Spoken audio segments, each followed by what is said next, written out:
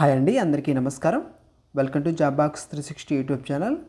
SSC GD constable ఎగ్జామ్స్లో భాగంగా మనకి 18వ తేదీ అంటే నిన్నటి రోజు జరిగినటువంటి అన్ని షిఫ్ట్ల ఆధారంగా అర్థమెటిక్ అదేవిధంగా రీజనింగ్లో ఎలాంటి మోడల్స్ వచ్చాయి వాటికి సంబంధించి కొన్ని మోడల్స్ ఇక్కడ మీకు ఎక్స్ప్లెయిన్ చేస్తాను.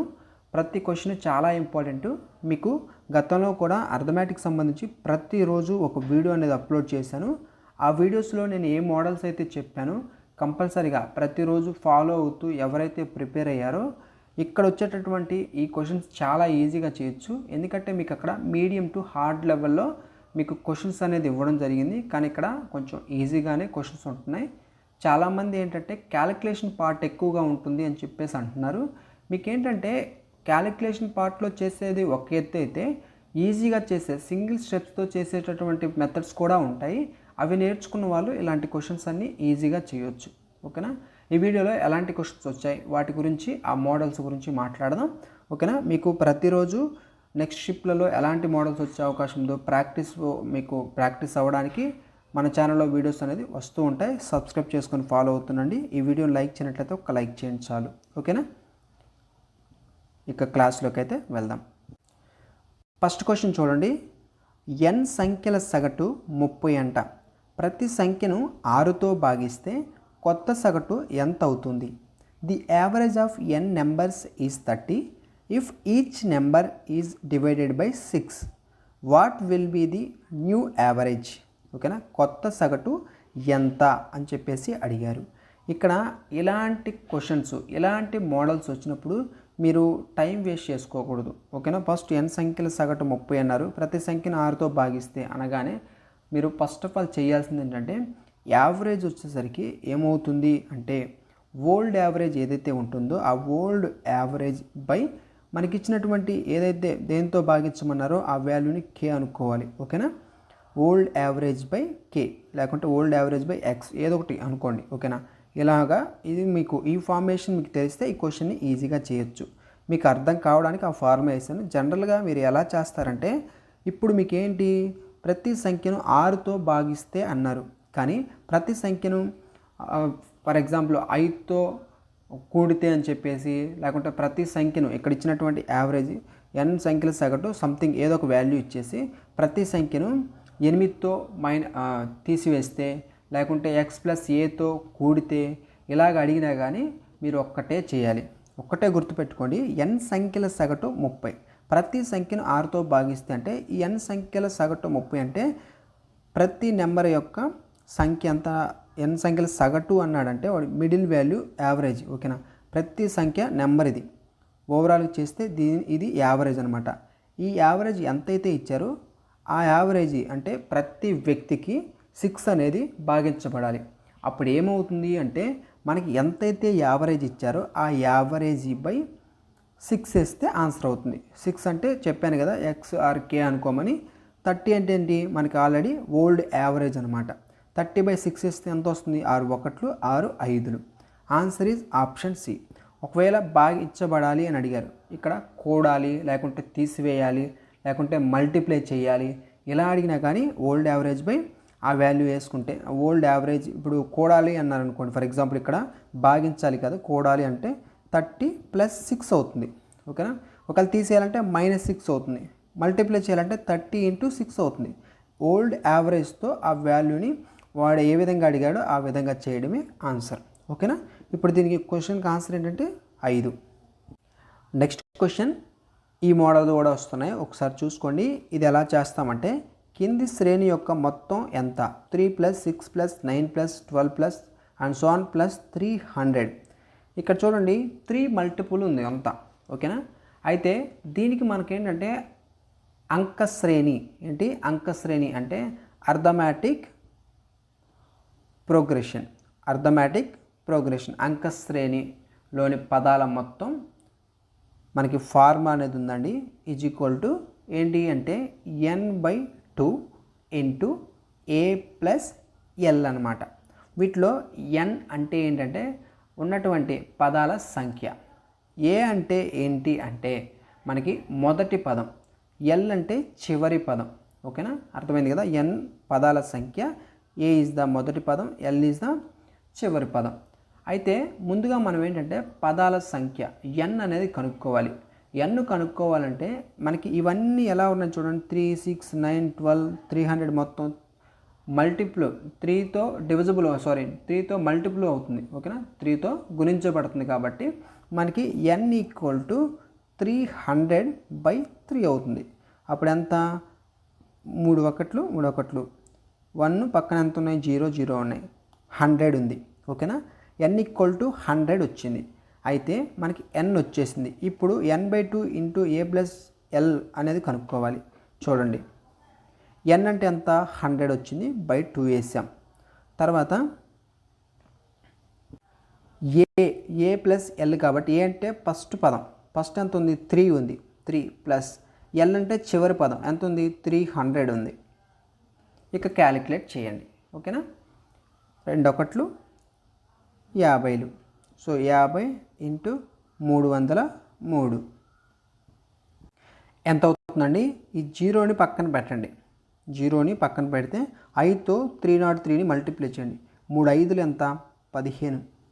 ఓకేనా, తర్వాత 5 × 0 అంటే 0, 5 3లు ఎంత, 15. ఇక్కడ 1 తెచ్చుకొని ఇక్కడ 5 పెట్టుకుంటున్నాను. ఇప్పుడు /5 1 5 1 చివరి 0 ఉంది కాబట్టి ఆ 0ని యాడ్ చేసుకుంటున్నాను. 15150 15150 ఆప్షన్ డి కరెక్ట్ ఆన్సర్. ఓకేనా, ఈ విధంగా చేయాలి. దీనికి కావాల్సిన ఫార్ములా ఏంటి, n/2 ఆఫ్ a + l. ఓకేనా, నెక్స్ట్ క్వశ్చన్ చూడండి.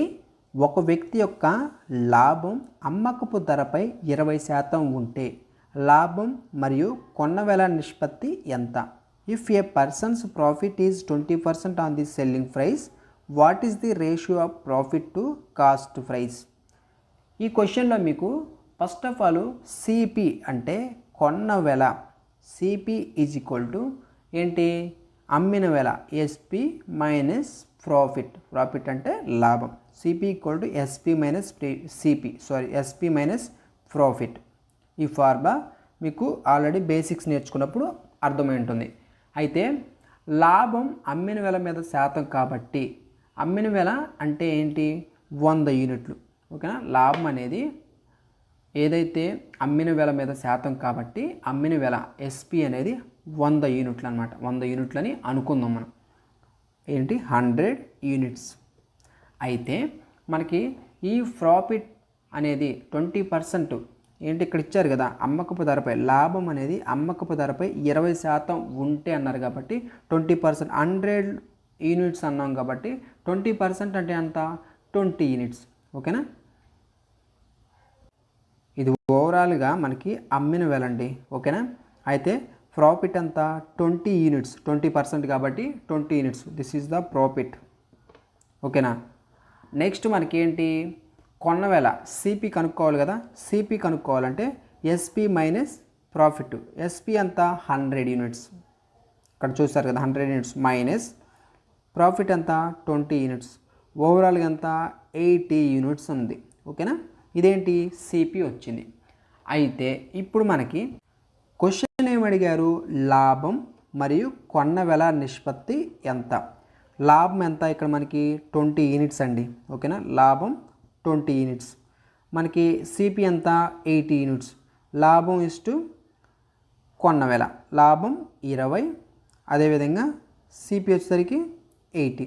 0 0 క్యాన్సిల్, 2 కాబట్టి 2 ఒకట్లు 2 4 అంటే 1:4 అయింది. ఓకేనా, option A correct answer. First of all మీకు ఈ ఫార్ములాలో తెలియాల్సింది సిపి = ఎస్పి మైనస్ ప్రాఫిట్ అనేది తెలియాలి. ఓకేనా, దాంట్లో మనకి ఎస్పి కనుక్కొని సిపి కనుక్కొని ఎస్పిలోంచి సిపిని తీసేస్తే మనకి ఎస్పిలోంచి ప్రాఫిట్ని తీసేస్తే సిపి అనేది వస్తుంది. ఓకేనా, సిపి అంటే కొన్న వెల = అమ్మిన వెల మైనస్ లాభం అనే ఫార్ములా తెలియాలి. నెక్స్ట్ క్వశ్చన్ చూడండి. ఒక సమూహం యొక్క సగటు 6 మరియు ఆ సంఖ్యల మొత్తం 30 అయితే ఆ సమూహంలో సంఖ్యల కౌంట్ ఎంత? క్వశ్చన్ చూడండి, ఈజీ క్వశ్చనే, కొంచెం మీకు డిఫరెంట్గా ఇచ్చారు. డిఫరెంట్ ఏం కాదు, ఇది కూడా ఈజీ క్వశ్చనే. మనకి ఇక్కడ ఏంటి, సంఖ్యల మొత్తం ఇచ్చారు 30. ఓకేనా, సంఖ్యల మొత్తం 30 ఇచ్చారు. సగటు అంట 6 అంట. అప్పుడు ఏంటి, మనకు ఫార్ములా ఉంది కదా, రాసుల మొత్తం బై సగటు, సమ్ బై యావరేజ్ అనేది ఉంది. ఓకేనా, రాసుల సంఖ్య ఎంత కనుక్కోవాలో మనకి ఈ ఫార్ములా వేసుకుంటే సరిపోద్ది. మనకి రాసుల మొత్తం ఎంత, 30 ఇచ్చారు, 30 డివైడెడ్ బై నెక్స్ట్ యావరేజ్ ఎంత ఇచ్చారు, 6 ఇచ్చారు కాబట్టి 6, 6 1 6 5. Option C correct answer. ఓకేనా, ఈజీగా చేయొచ్చు. క్వశ్చన్ చూడడానికి ఇట్లా ఇంత చదవాలి, ఇంత అర్థం చేసుకోవాలి అనే ఇది ఉండదు. ఓకేనా, ఇలాంటి క్వశ్చన్స్ మీరు చూడగానే ఆన్సర్ చేయొచ్చు. పెన్ను పేపర్ లేకుండానే మీకు ఆ రాసుల మొత్తం బై సగటు అనేది మీకు తెలిస్తే రాసుల సంఖ్య కనుక్కునేదానికి ఈజీగా చేయొచ్చు. ఓకేనా, నెక్స్ట్ క్వశ్చన్ చూడండి. ఈ క్వశ్చన్ కూడా మీకు ఈజీగానే ఇచ్చారు. ఒక వస్తువు యొక్క కొన్న వెల మరియు అమ్మిన వెల నిష్పత్తి 2:5 అంట. ఒకవేళ లాభం 2100 అయితే అమ్మిన వెల ఎంత? The ratio of cost price and selling price of an article is 2:5. If the profit is 2100, what is the selling price? ఓకేనా, సెల్లింగ్ ప్రైస్ కనుక్కో, అమ్మిన వెల ఎంత అని చెప్పేసి అడిగారు. మనకు రేషియో ఇచ్చారండి. ఫస్ట్ ఆఫ్ ఆల్ కొన్నప్పుడు, అదేవిధంగా అమ్మింది, ఈ రెండింటిని రేషియో ఇచ్చారు. కొన్నప్పుడు మనకి 2 ఉంది, దాన్ని ఎంతకు అమ్మారు, 5. ఓకేనా, 2:5 కాబట్టి ఇది కొన్న వెల, ఇది అమ్మిన వెల. 2కి కొని 2x కొని 5xకి అమ్మారు. అంటే వీటి మధ్య డిఫరెన్స్ ఎంత, 3x అనేది ఉంది. ఓకేనా, ఈ 3x అనేది దేనికి సమానం అన్నారు, లాభం. కాబట్టి లాభం వచ్చినట్టే కదా ఈ 3x, ఆ 2100కి సమానం, 2100కి సమానం. అయితే x = 700 అవుతుంది. అయితే మనకి x = 700 అయితే వాడు ఏమన్నాడు, అమ్మిన వెల ఎంత అంటే 5x. ఈ 5 అనేదాన్ని రేషియోలో ఉంటే 5x అనుకుంటున్నాను. ఆ 5x అనేది కనుక్కోవాలి. 5x అంటే ఎంత, 7 పక్కన 2 zeros = 5 ఏళ్ళు ఎంత, 35 00 35 ఓకేనా, 3500. Option C correct answer. ఇలాగ చేయాలి. పైన చెప్పిన మోడల్స్ అన్నీ మీకు ఆల్రెడీ గత వీడియోస్లో, అర్థమెటిక్ వీడియోస్ డైలీ మీకు అప్లోడ్ చేశాను కదా, వాటిలో అంతకు మించిన మోడల్సే ఉన్నాయి. వాటిలో ఈ పాయింట్స్ కూడా కవర్ అయ్యాయి. ఒకవేళ చూడనట్లయితే ఒకసారి చూసుకోండి.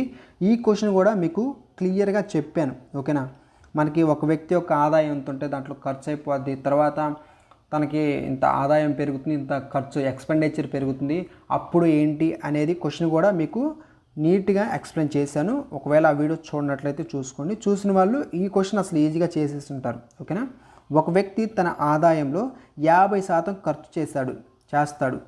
అతని ఆదాయం 30% మరియు అతని ఖర్చు 40% పెరిగితే అతని కొత్త ఖర్చు 7000 అవుతుందంట. ఓకేనా, కొత్త ఖర్చు న్యూ ఎక్స్పెండిచర్ అనేది 7000 అవుతుంది. అతని ప్రారంభ ఆదాయం ఎంత? ప్రారంభ ఆదాయం కనుక్కోమన్నారు. ఈ క్వశ్చన్ ఎలా చేయాలి అంటే, ఫస్ట్ ఆఫ్ ఆల్ దీనికి ఏంటంటే కొత్త విలువ = పాత విలువ ఇంటూ రాస్తుంది చూడండి, క్రొత్త విలువ = పాత విలువ ఇంటూ 1+% డివైడెడ్ బై 100 వేసుకొని చేస్తారు. ఓకేనా, దీన్ని నార్మల్గా మీరు ఆలోచిస్తూ కూడా చేయొచ్చు. అది చూడండి, ఇక్కడ చెప్తాను. ఫస్ట్ ఆఫ్ ఆల్ ఇక్కడ మనకి ఏమి ఇచ్చారు, ప్రారంభ ఆదాయం ఎంత ఇచ్చారు, 100x అనుకోండి. ఓకేనా, ఎంత ఇచ్చారనేది మనకి ఇక్కడ అమౌంట్ ఇవ్వలేదు కాబట్టి 50% అన్నారు కాబట్టి 100x అనుకుందాం. ప్రారంభ ఆదాయం 100x అనుకుంటే అందులో 50% ఖర్చు కాబట్టి ప్రారంభ ఖర్చు ఎంత, 50x అవుతుంది. 100xలో 50% అయిపోయిందంటే 50x ఇది. ఓకేనా, ఇదేంటి, ఖర్చు ఎక్స్పెండిచర్. ఓకేనా, అయితే మనకేంటంటే ఖర్చులో 40% పెరుగుదల జరిగింది. ఏంటి, ఖర్చులో అతని ఖర్చు 40% పెరిగింది అని అన్నాడు. కాబట్టి మనకి ఇక్కడ ఏంటి, ఆల్రెడీ ప్రారంభంలో ఆదాయంలో 50% ఖర్చు అయింది. అంటే 50%లో 40% ఎంతో కనుక్కోవాలి. మీకు గత మోడల్స్లో కూడా చెప్పాను, 40% ఖర్చు పెరిగిందంటే గతం ముందుగా ఉన్నటువంటి ఖర్చు ఏదైతే ఉంటుందో దాంట్లో పెరిగిందని అర్థం. ఓకేనా, ఆ ఖర్చు 50%, 50%లో 40% అంటే ఏంటి, 50x అన్నాం కదా, ఆ 50 ఇంటూ ఆ 40%, 40 రాసుకుంటే 0 0 క్యాన్సిల్ అవుతుంది. 5 4 ఎంత, 20. ఆల్రెడీ మనకి 50x అనేది ఉంది, ఇక్కడ 20x వచ్చింది. ఓవరాల్గా ఎంత మనకి ఎక్స్పెండిచర్ అనేది కొత్తగా అంటే అతని ఖర్చు 40% పెరిగినప్పుడు ఎంత వచ్చిందంటే ఒక 20 + 50 70. Expenditure is equal to 70. ఓకేనా. ఇప్పుడు చూడండి, మనకి లెక్క ప్రకారంగా చూస్తే అతని కొత్త ఖర్చు 7000 అవుతుందని అన్నాడు. ఇక్కడ చూడండి, కొత్త ఖర్చు 7000 అవుతుందంటే ఇక్కడ మనకి 70x వచ్చింది. కొత్త ఖర్చు ఎంత 70x. ఇక్కడ ఎంత పెరిగిందన్నాడు 7000 అన్నాడు. అంటే ఈ 70x దేనికి సమానం 7000కి సమానం. ఓకేనా. ఇప్పుడు 0 0 క్యాన్సిల్ అవుతుంది, 7 1 7 1 పక్కన 2 zeros ఉన్నాయి, వేరే x ఈజ్ ఈక్వల్ టు 100 అయింది. అయితే మనకి అతని ప్రారంభ ఆదాయం ఎంత? ప్రారంభ ఆదాయం మనం ఏమనుకున్నాం 100x అనుకున్నాం.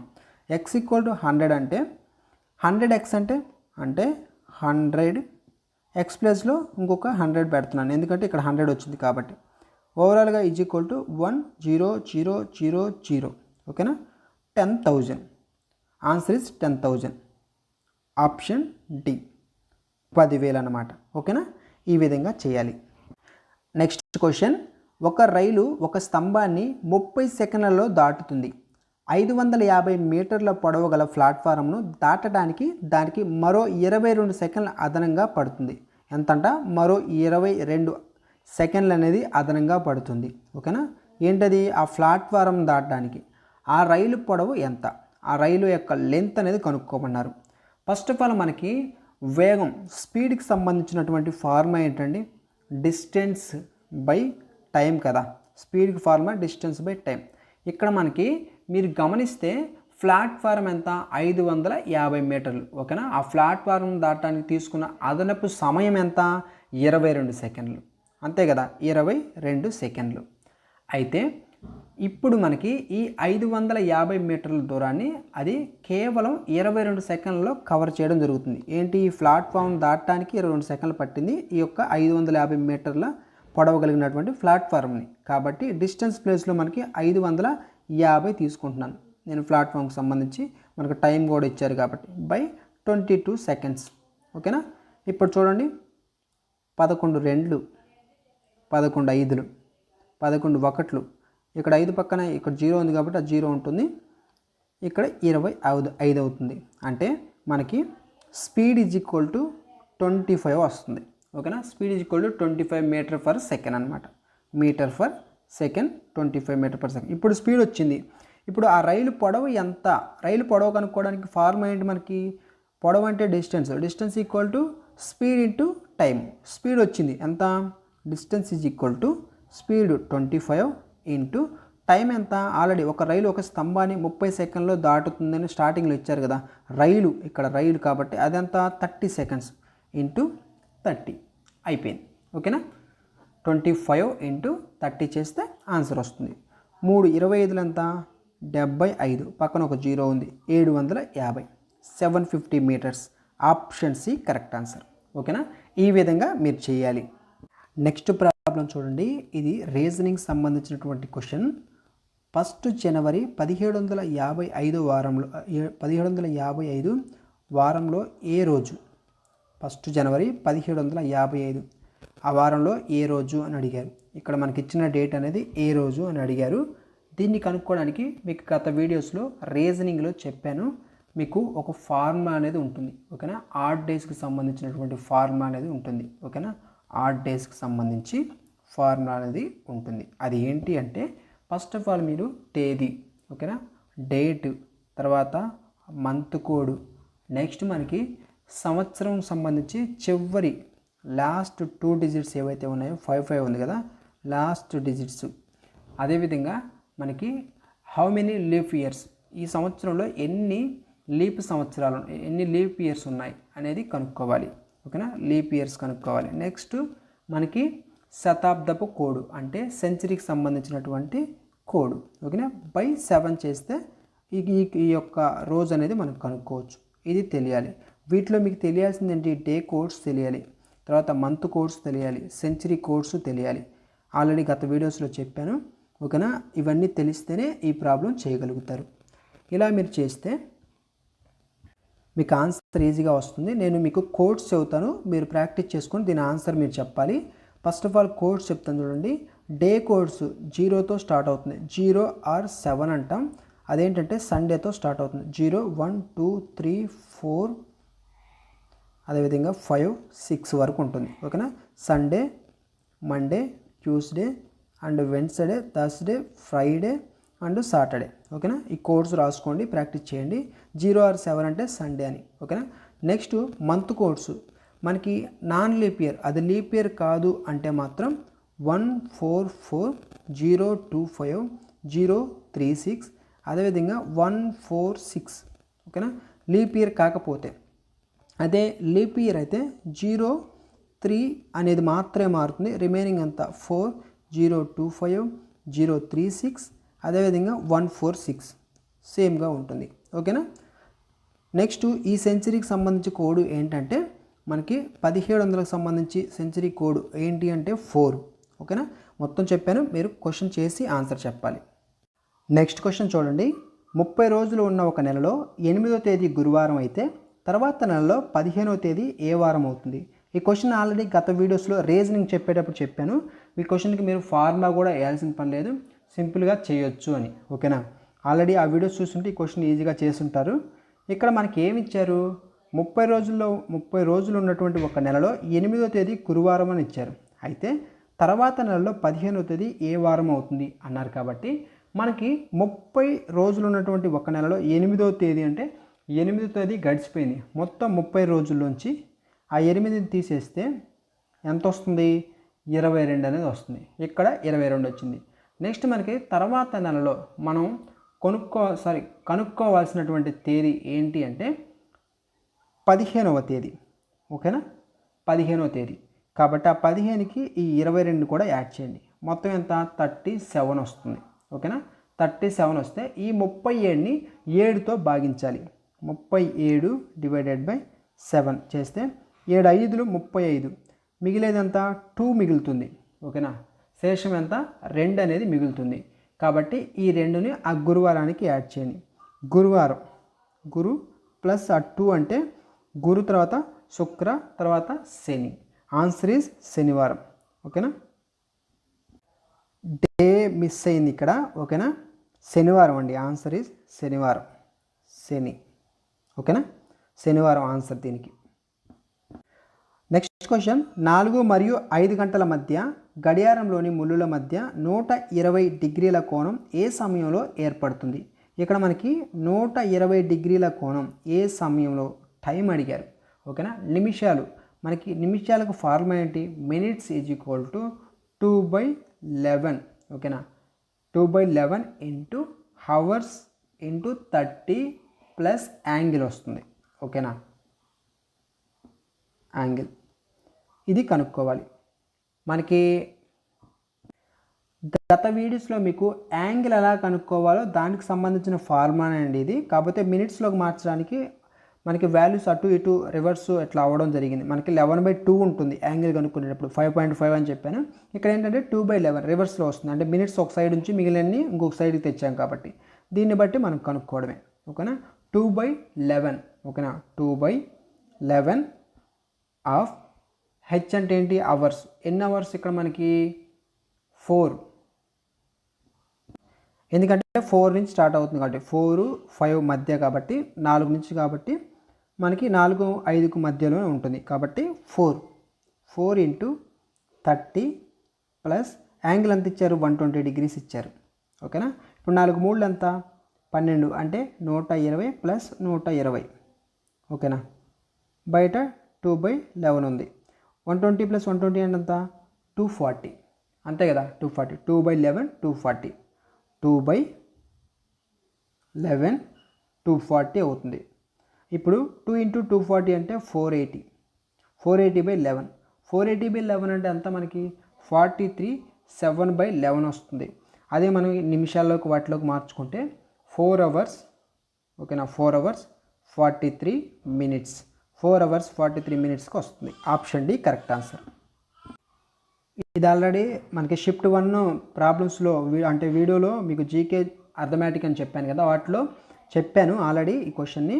The ratio of the present ages of 2 persons అని 1:5 ఇచ్చారని, దేర్ ఏజ్ డిఫరెన్స్ అనేది 8 ఇయర్స్ అయితే what will be the age of the older person after 7 years. ఓకేనా, పెద్ద వ్యక్తి యొక్క ఏజ్ అనేది 7 సంవత్సరాల తర్వాత ఎంత అని. ఓకేనా, 1:5 అంటే మనకి వారి మధ్య ఏజ్ డిఫరెన్స్ అనేది ఇచ్చేది 8 ఇయర్స్. ఇక్కడ 1కి 5కి డిఫరెన్స్ ఎంత 4. ఓకేనా, 4x అనుకుంటే 8 వేరే x = 2 అవుతుంది. ఓకేనా, అప్పుడు మనకి పెద్ద వ్యక్తి అంటే ఇక్కడ 5x, 5 × 2 అంటే 10. ఇది ప్రజెంట్ ఏజ్ అండి, 10 అనేది ప్రజెంట్ ఏజ్. అయితే మనకి 7 ఇయర్స్ ఆఫ్టర్ 7 ఇయర్స్ పెద్ద వ్యక్తి యొక్క ఏజ్ ఎంత అన్నది కాబట్టి +7 యాడ్ చేస్తే 17 వస్తుంది. ఓకేనా, ఆప్షన్ డి 17 ఇయర్స్ అనేది ఆన్సర్. ఆల్రెడీ అక్కడ చెప్పాను మీకు ఆ షిఫ్ట్లో, ఇక్కడ మీకు ఇంకొకసారి చెప్తున్నాను. ఓకేనా, ఆల్రెడీ దాంట్లో రీజనింగ్ సంబంధించి కూడా 1-2 క్వశ్చన్స్ చెప్పాను. ఓకేనా, ఇలాగా క్వశ్చన్స్ అనేది ఎగ్జామ్లో వస్తున్నాయి కాబట్టి ప్రతి ఒక్కరూ ఈ మోడల్స్ అనేది ప్రిపేర్ అయ్యి వెళ్ళండి. మీకు ప్రతిరోజు నెక్స్ట్ షిఫ్ట్లకు సంబంధించి ప్రాక్టీస్ కొరకు క్వశ్చన్స్ అనేది మన ఛానల్లో అప్లోడ్ చేస్తాను. మన ఛానల్ ఒకసారి చెక్ చేస్తూ ఉండండి. ఈ వీడియోని ఇంకా లైక్ చేయనట్లయితే ఒక లైక్ చేయండి. Thanks for watching.